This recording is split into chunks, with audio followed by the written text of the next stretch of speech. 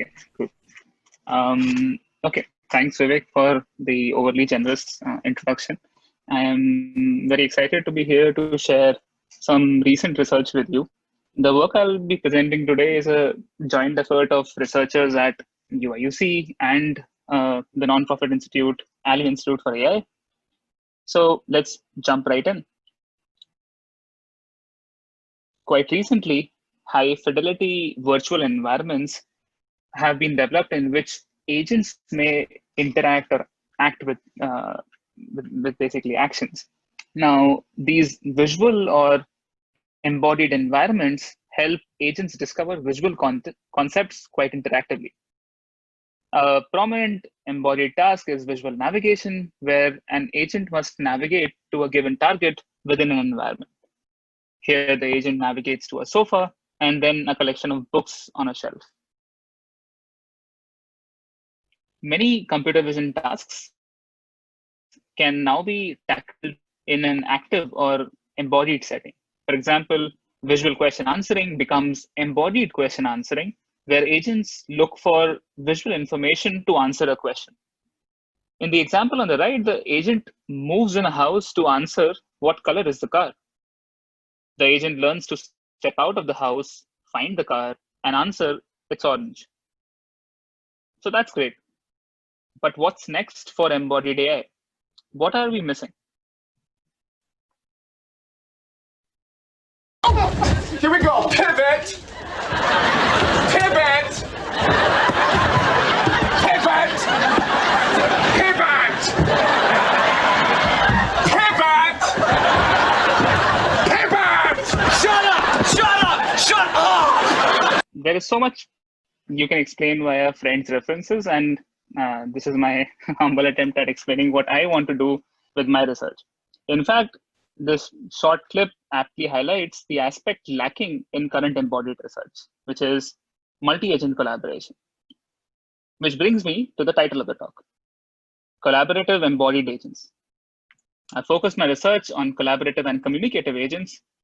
I've structured this talk in two parts based on two closely connected papers. The first is two-body problem, and second is a coordial sync.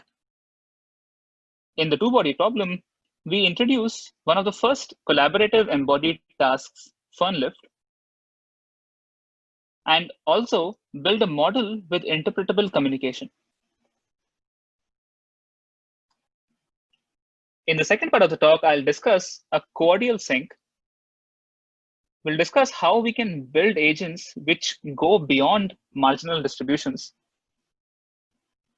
and also introduce an intricately coordinated task, FurnMove. FurnMove is a natural continuation of the FurnLift task. So the talk in a glance would be this. Now let's begin with two-body problem. In this work, we built the first framework and approach to study collaboration between multiple visual agents. All previous embodied research operates in frameworks capable of addressing only single agent systems. We extend the popular AI to Thor environment to produce the first simulation engine which natively allows for multiple interacting agents while being photorealistic in nature. The egocentric observations of the two agents are shown on the left. For simplicity, each agent sees the other as a cyan cylinder. In later versions, we got robot avatars to replace these cylinders as well. So you might see a mix of both.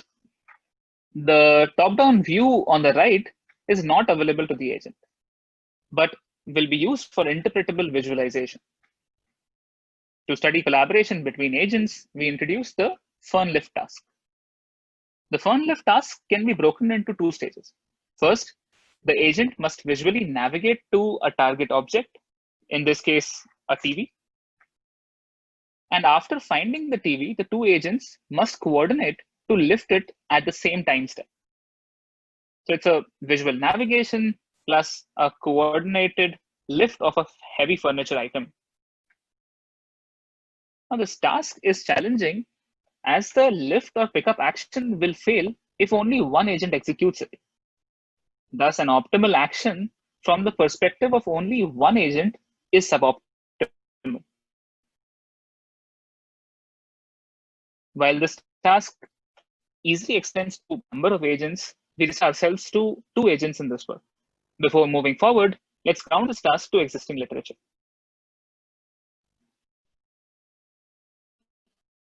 To accomplish FurnLift, the agents must navigate to the target object, communicate their intentions, and coordinate their actions. Visual navigation has an extensive history. However, they typically consider single agent settings. Work in communication has produced agents capable of complex dialogue, but only on passive datasets or non-visual environments. Finally, studies of multi-agent coordination have largely ignored the complexities of egocentric vision.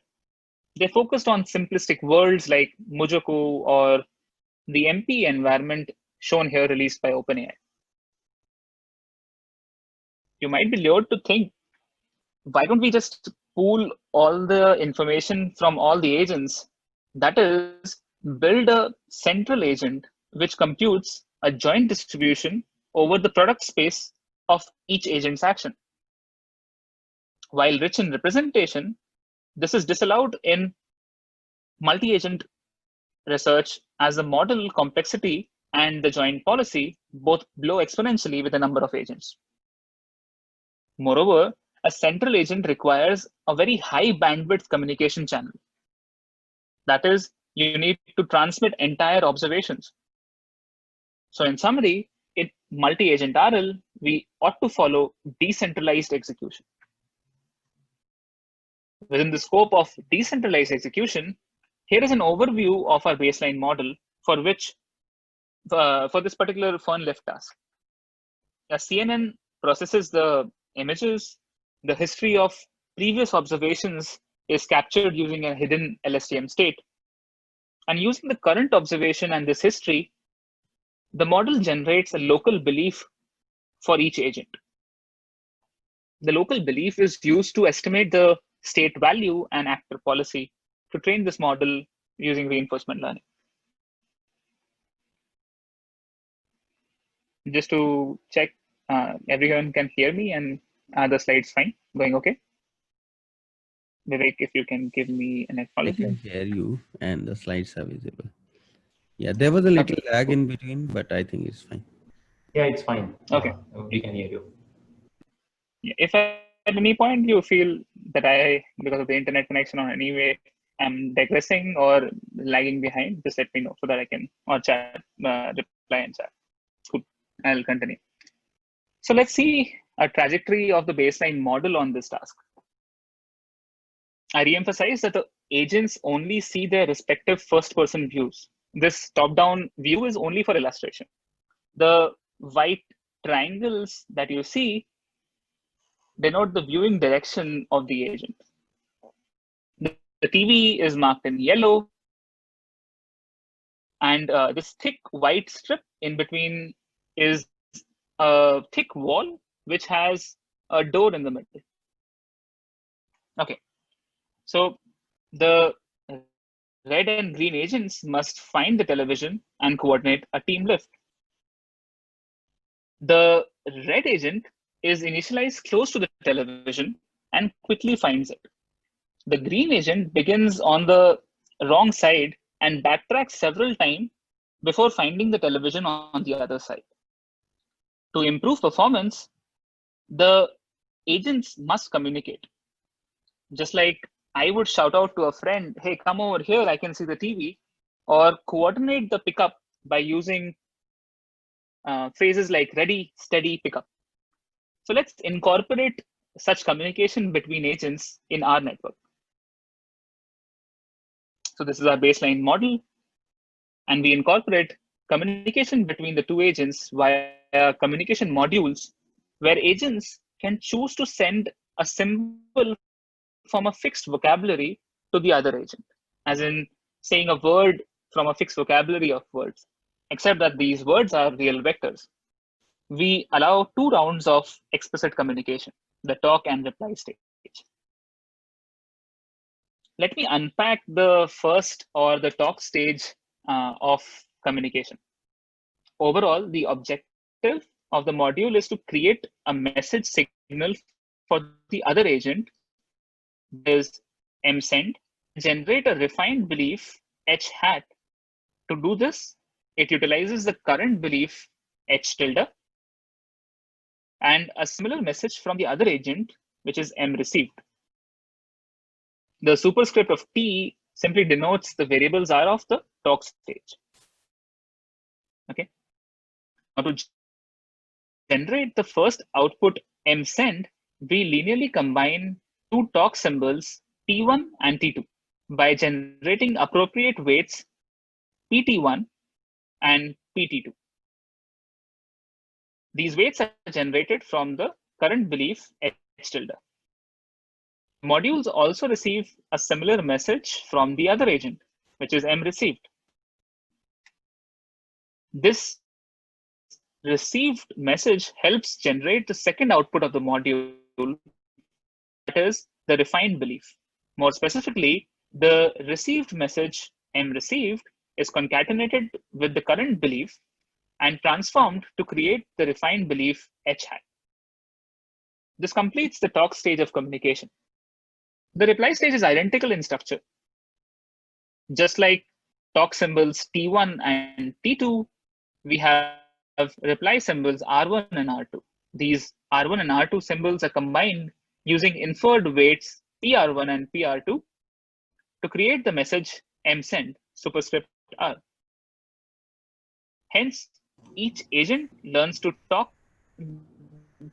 create a talk message by combining two symbols T1 and T2, and also create a reply symbol or reply message by combining two messages R1 and R2. The final belief H is utilized by the actor critique head for imitation learning or reinforcement learning based training. We refer to this message-based communication as explicit communication between agents. Now let's see how agents, I think there's a question. Yeah. So yes. So I had a question here. So can we use the refined belief itself to send the message send itself? Like refined belief actually takes into account the older belief and the message received as well, right? So Right. So this is to avoid concurrency or synchronicity, like the fact that you have to generate M received. So if I did what you are suggesting, which is intuitively something which comes to mind, I would need the M received and this M received needs this M send. So there's a cyclic problem there. Do you understand what I'm saying? If I remove this part and I make this dependent on this, then which do I generate first? So there's a cyclic dependency of this message symbol on this one, which we need to break. That's why the message symbol depends only on my local belief and not on what I have received. Is that clear? The only problem, definitely I would agree with you, but let's say because refined belief definitely depends on M received, right? Mhm. So if we definitely have to refine the do they always receive some messages, or is it sometimes that the message might not be received altogether? No, they always receive messages. The question is, which do I generate first? And to avoid this issue of cyclic dependency, we keep the messages independent of what has been received, but use the refined version, that is, which includes both the current belief as well as the received message for anything I do later on. I could think in terms of message passing algorithms in graphical models, where like the belief is updated based on the older beliefs, whereas the messages which come from the my neighboring nodes as well, right? Right. So here the belief is definitely updated, but the messages which is sent is not updated with respect to what messages I receive, right? Right. I can think of making this more intricate, but the point here was to keep it simple and avoid the cyclic dependencies between messages. And I'm happy to take more discussion a little later if that's okay. Sure. I can continue with. Cool. Yeah, sure. But that's a good question and a very nice observation that you made. Thanks. Okay. We talked about this message-based communication or explicit communication between the agents. And now let's see how these agents perform with this explicit communication. Oh, some visualization issues, I see. Okay, so with the described communication modules, the agents complete the task almost twice as fast as the agents without explicit communication. Also, the number of instances where only one agent attempted to lift the TV, that is unsuccessful pickups, are reduced from 6 to 0. So symbol-based communication is indeed useful for the agents to collaborate. But what do these agents really talk about? In addition to more qualitative results, the one which I showed in the previous slide, we present a detailed statistical interpretation of these messages in our paper. For the purpose of this presentation, I'm showing you the intuition, and you can refer to the math in our paper. Okay, let's start by seeing what these agents signal in the talk stage of explicit communication. What I plot here are visibility dots. So on the x-axis is time or steps of the episode. And at a given time step, a red dot means that the red agent can see the TV. And a green dot means that the green agent can see the TV. Note that the red agent was initialized close to the TV and was able to see it early in the episode. That's why these dots in red start early. On the other hand, the green agent had to travel all the way from the other side of the wall, and hence the TV is appearing, hence it sees the TV quite late in the episode. Okay. Now I plot PT1, the probability associated with the first talk symbol. I plot PT1 for both the red and the blue agents, the green agents, sorry. And we find that the PT1 increases when the corresponding agent has a clear view of the TV. So wherever we see the agents can see the TV, there's a high probability associated with the first talk symbol. Informally, this signal is to the other guy that, hey, I can see the TV.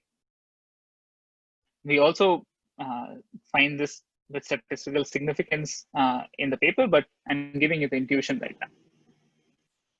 We similarly analyze the messages of the second, that is the reply stage of explicit communication. Here we plot PR1, that is the probability associated with the first reply symbol. I plot PR1 for both the red and the green agent. The x-axis is again time steps or time or steps in the episode, basically.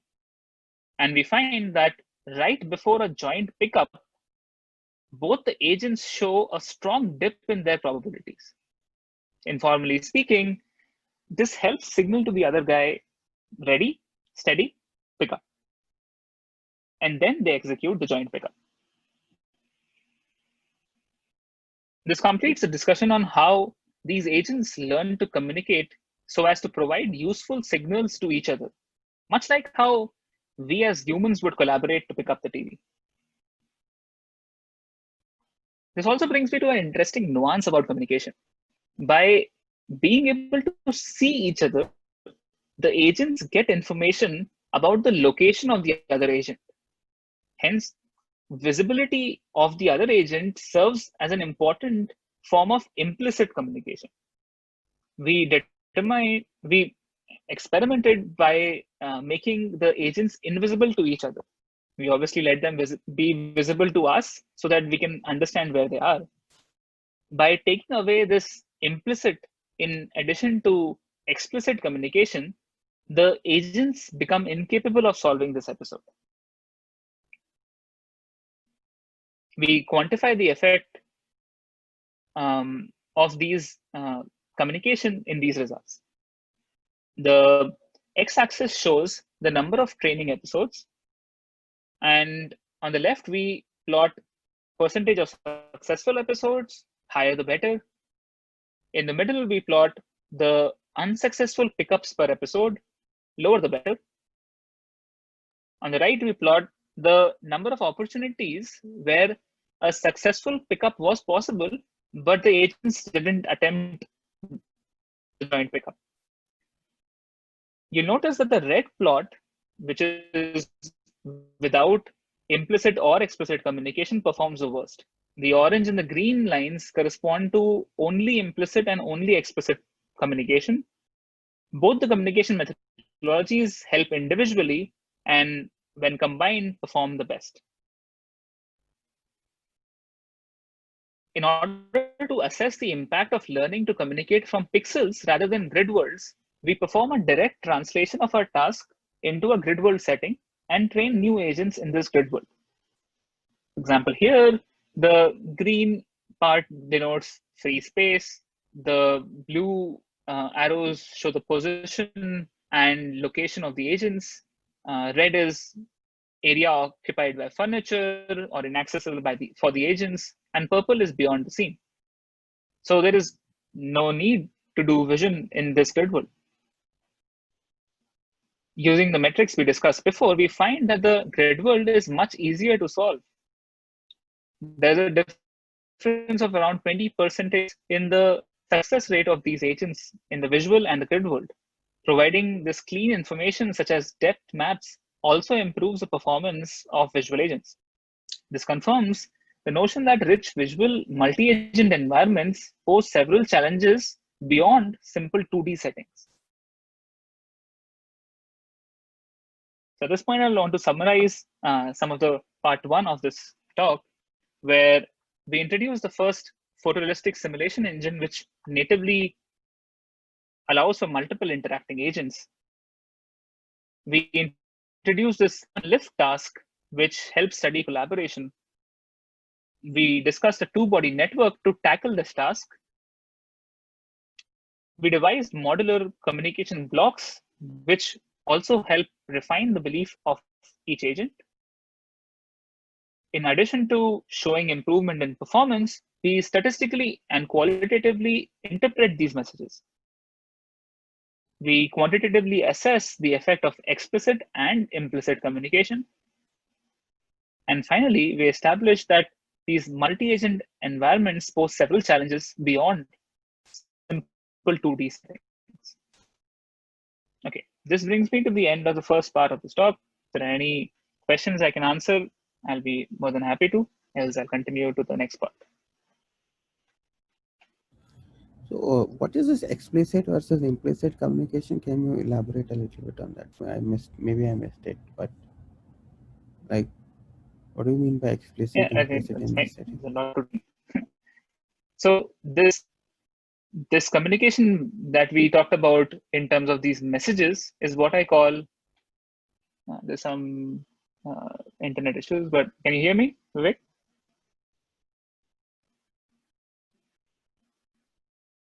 Hello? I can hear you. Okay, so this message-based communication that I was talking about is what I call explicit communication, because you're explicitly sending messages to each other. And briefly, I talked about this setup where we make these agents invisible to each other. That is, they can't see where the other agent is. And that information is also an implicit way of communicating information. That visibility is an implicit way of communicating information to the other agent. So if the agents are invisible to each other, then they have no implicit communication. And we ablated with both of them. So that is what explicit and implicit communication means. Explicit is this message-based communication, and implicit is this visibility removed, the agent not being able to see the other one. Okay, thanks. Got it. No problem.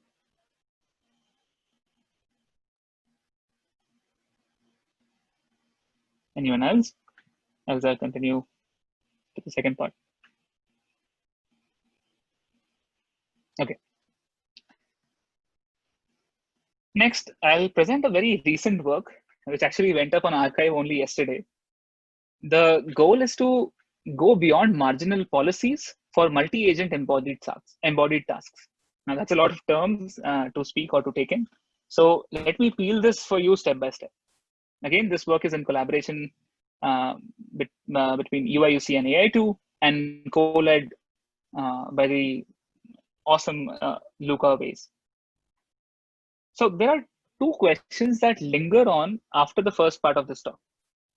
First, can we build models with a richer representation than the two-body network, which I discussed in the first part? And could we put communicative models to a harder test by designing an even more collaborative task than FurnLift? Let's start with one.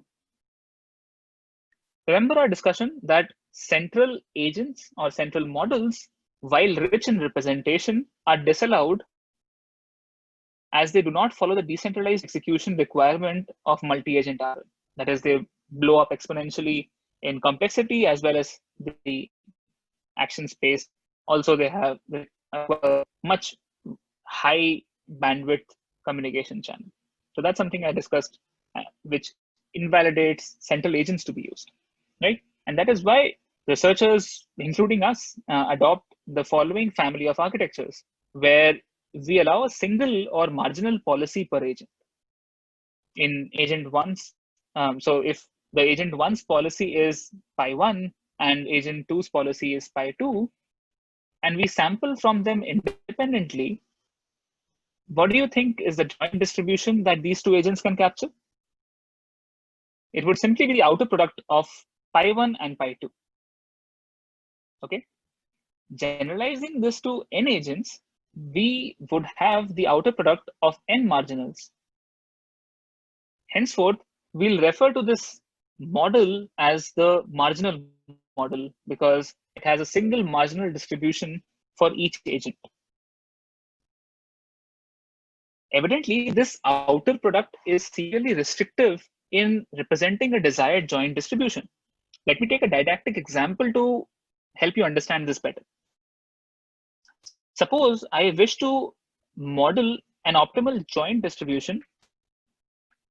Agent one's actions are along the rows and agent two's actions are along the column. So this is a joint distribution matrix of agent one and agent two. I want to capture this, and I know that a central agent could directly represent and sample from this joint, but isn't allowed within multi-agent RL. On the other hand, the marginal agents that I just talked about can choose action only independently. Hence, agent one's policy would be this, and agent two's policy, agent two's marginal policy would be this. So what I've done is simply marginalize across rows and columns. So with independent sampling, this is the best joint distribution that these marginals can capture.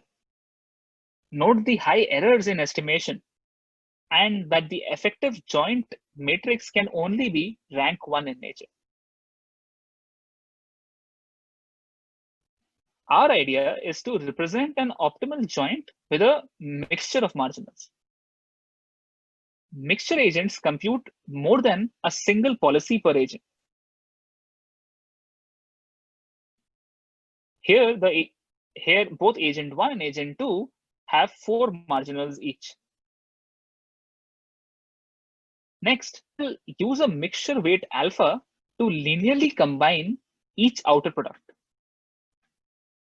Since we combine multiple rank 1 matrices, we can capture a much higher rank joint distribution. Note in this example, we can capture the optimal joint perfectly. I hope I've been able to convince you that a mixture of marginals is intuitively better than a single marginal per agent. Is there any questions about this intuition? I'll be happy to take them now.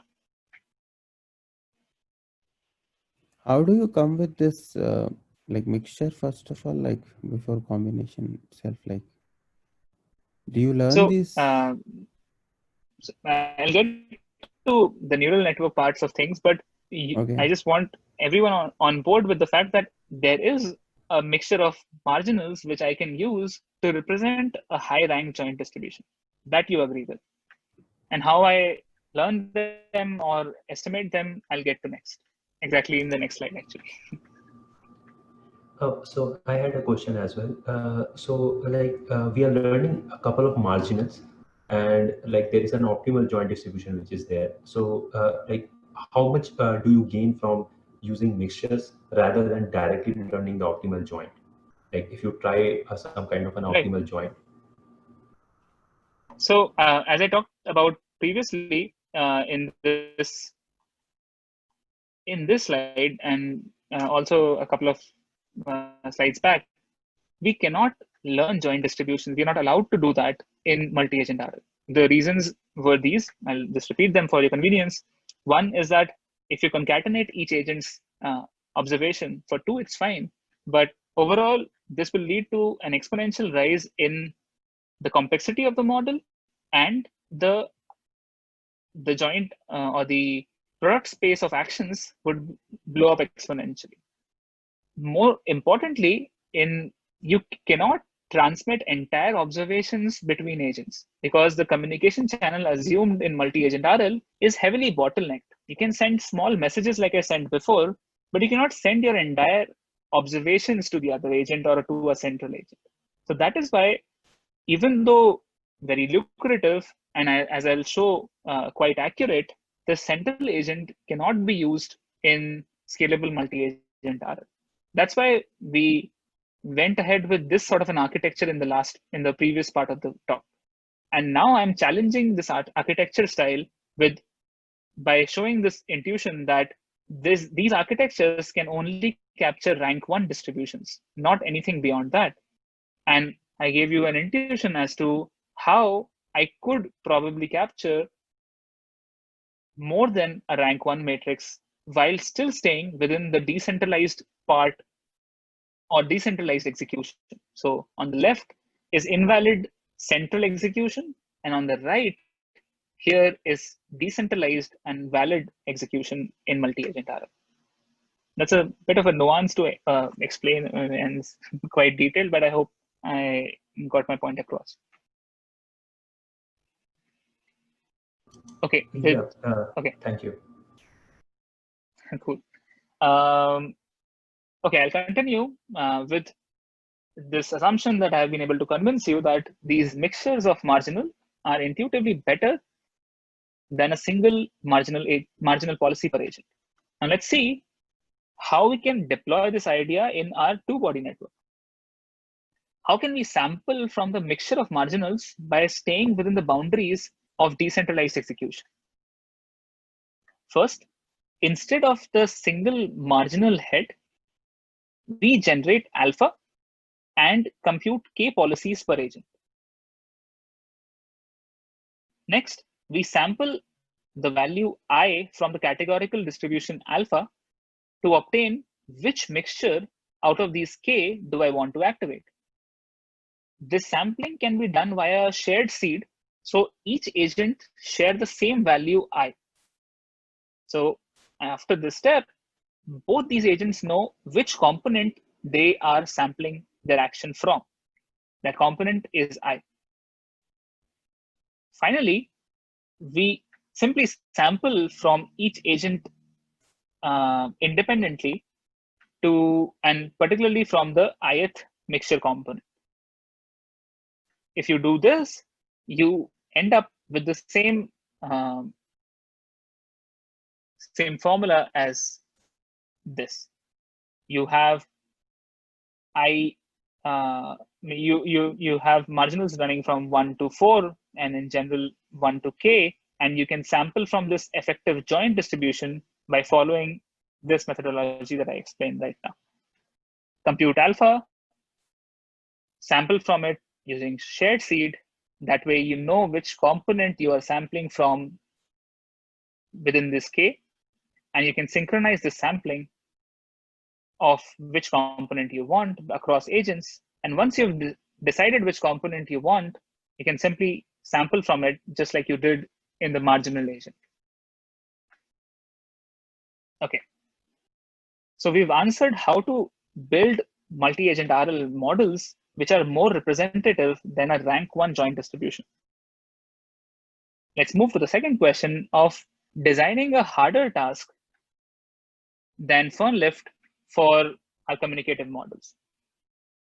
Note that the FurnLift requires only one step of coordination, particularly when the agents lift the TV together. So can we formulate a task which requires coordination at every step of the episode? To this end, we introduce the FurnMove task, which is a natural continuation of the FurnLift task. In FurnMove, the agents need to relocate a lifted furniture item to a desired goal. In this example, the blue and red agents are tasked to move this lifted television to the goal, which is a yellow table. Agents are initialized holding the object in a randomly chosen location.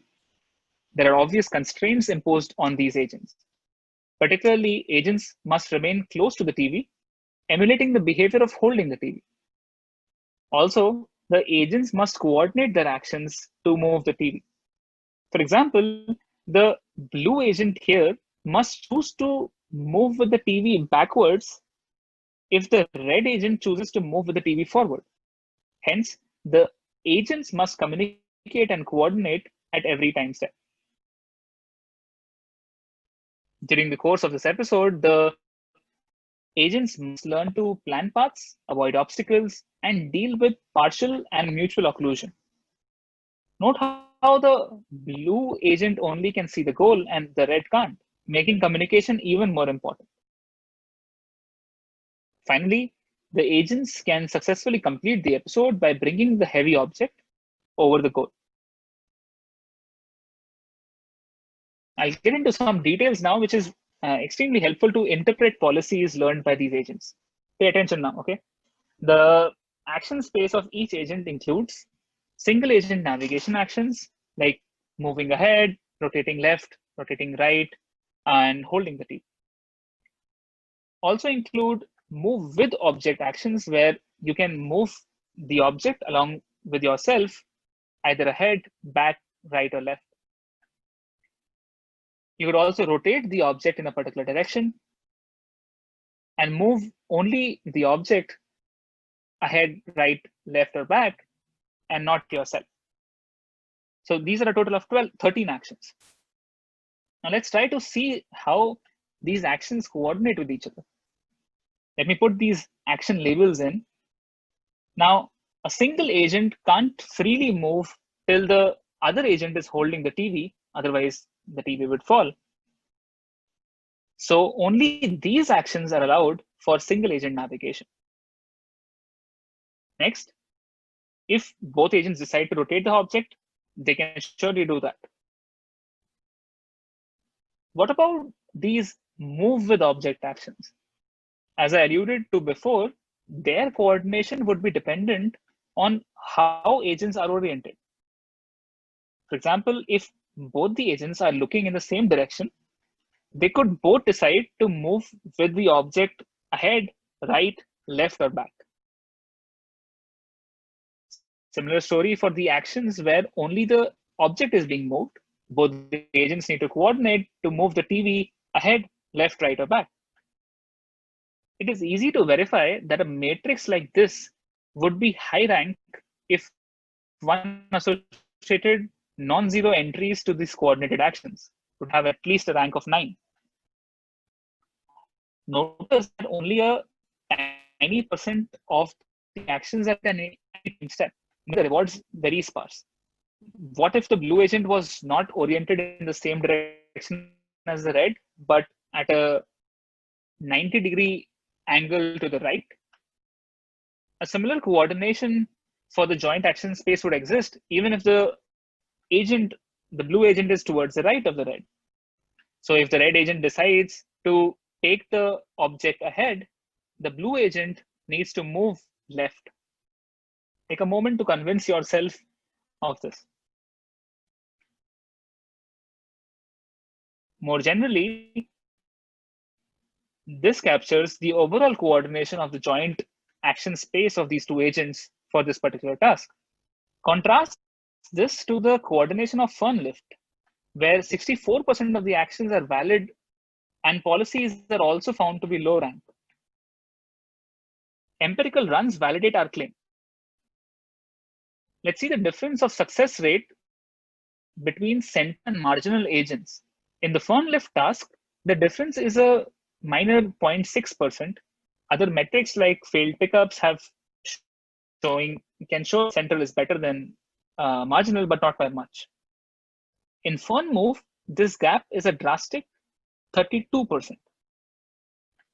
This quantitatively establishes how coordinated this FurnMove task is.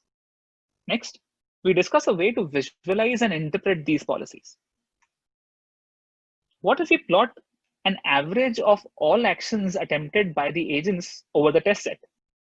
Then we'll obtain a matrix looking like this for the central agent. Compare this with the marginal. First, notice the flipped L shape and this block diagonal nature as you expected based on the coordination of the action space. And compare this with the marginal model, which has a lot of probability dispersed over the invalid actions due to its restriction of rank 1 joint policy.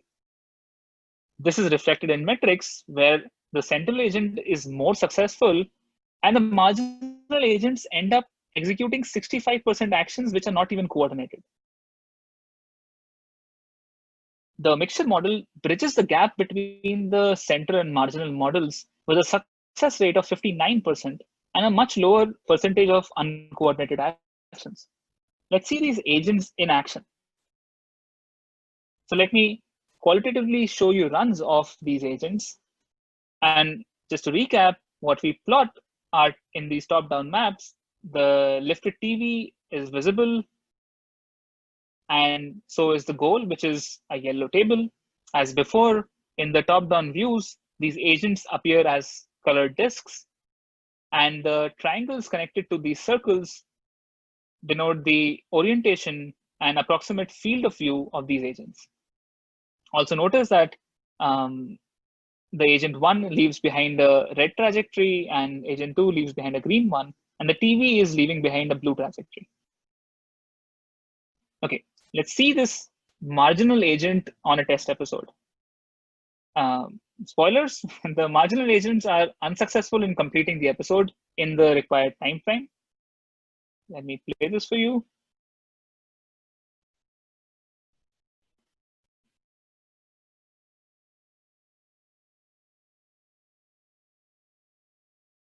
Marginal agents struggle to coordinate their actions in these narrow spaces and are overall unsuccessful in completing this episode. You might have issues seeing this video over Zoom. It might be discretized a little too much. Feel free to go on the project page to see more of this. And our sync agents, our coordinated sync agents succeed in this task quite well.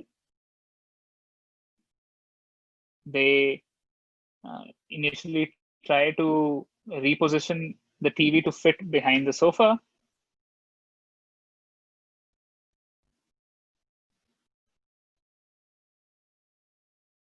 After not being able to do that, they decide to take this TV over the sofa.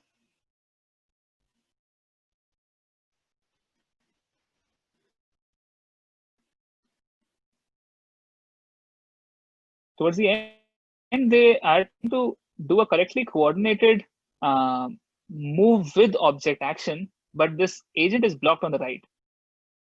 So they end up changing the strategy and move the object instead of moving with the object to succeed at this episode.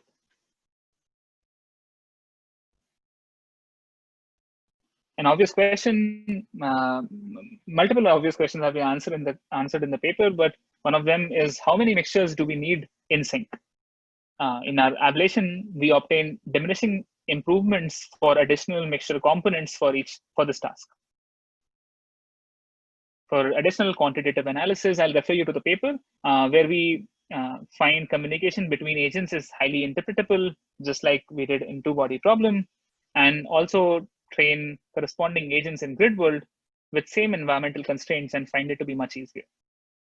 We also train 3 agents on this task and the results are included in the paper. I'll summarize the second part of this talk, where we talked about how rank one, how marginal agents that are popularly followed in multi-agent RL are restricted by a rank one joint policy, and how the mixture of marginals can break this curse. And I demonstrated that using a didactic example. We incorporated this idea of mixture of marginals using synchronized sampling in our two-body network, creating the sync policies. We introduced this new innovation of FurnLift called the FurnMove task, where you need to coordinate actions at every time step. We discussed how intricate joint action spaces can be, and how sparse rewards and coordination affects us. We used that joint action space understanding to visualize and interpret the policies learned by our agents. And I showed you some qualitative results to show how these agents actually behave in action. Overall, we've been able to cover collaborative embodied agents by discussing the first collaborative task in embodied in agents called FurnLift, how we build a model with interpretable communication. We discussed how multi-agent policies can be taken beyond marginal distributions, and how intricately coordinated embodied tasks like FurnMove are a good test bed to evaluate this translation from beyond this moving beyond marginal distribution. And with that, I conclude my talk. I'm more than happy to answer any questions you guys have. Any questions? Yeah, I had one. So, so if you look into the the generalization of the mixtures that you showed, you still are you have the I index is fixed, right? Like the pi I outer product with pi j, and there is an alpha I into that. So Right. the central agent and the sync agent that we talked about, like they still have something around 6% gap. So I wanted to ask, did you try a more elaborate mixtures, like in the sense, like I don't constrain pi I outer product with pi I with the second agent, but what I take is a general product of pi I with a pi j of the second agent, and the alpha is in that case will be a matrix of number of actions of I, like number of policies in I and number of policies in J. So that's a more generalized version of what you have been doing. Yeah, I see what you're indicating here. I have to think a little about it, but one of the things which we need to stay wary of is that we cannot run away from the outer product of these policies, because since these agents need to sample, these agents need to sample independently. That is the requirement of decentralized execution. You cannot outsmart the outer product, though you can combine the outer product using scalars. And from what I understand, you want to combine them using matrices instead. So yes, my point was, like, instead of using alpha is pi I1 with an outer product of pi I2, what I want to do is like pi I1 outer product of pi J2, and where we are summing it over, like alpha is instead of becoming a single vector, in that case it becomes a full matrix. So like how much does this benefit? Like this is still a constraint, what if I could think of it in that manner. Right. I see what you're indicating. I can give it some more thought and get back to you with more backing. Intuitively, this sounds like an interesting idea. Okay. I have a very broad level question. Like, I don't work in this field, but still, as a host, I would like to ask some questions. So one is this, like, so you have two tasks, and which has increasing level of difficulty, and you show that we need synchronity, like message passing between the two agents, and also there is Mhm. constraint over move and all. So I was wondering, like, Right. do you see, like, if I have a constraint and a higher level of task, does it help us in the like the fun, what was the other name, the second task name, fun move, Fun shift, move. fun move, huh? Fun move has any effect on fun left kind of thing? Like, is it like these techniques could be used to, because the point is, like, all of these are connected things, so you cannot have two tasks, the one somehow entail the other one, if I'm right. The Mhm. So do you see So any connection we between? Yes. trained. Right, I totally agree with. There's a lot of push in the community to train multitask based learning, where we, for example, in language and vision, people have recently moved to like 12 in one data sets, where we want to capture and learn from all data that we have available, and that makes a lot of sense. While in this work, what we have is like the second task doesn't encompass the first one; they are mutually exclusive, where the FurnLift task it entails finding the object and lifting it, and the second part, or the cordial sync or the FurnMove task, is once you have this lifted furniture item, how do I take it to a different location? And within this embodied space, the first task itself was extremely challenging and took us a lot of effort, and that is why we are breaking them into more tangible bits.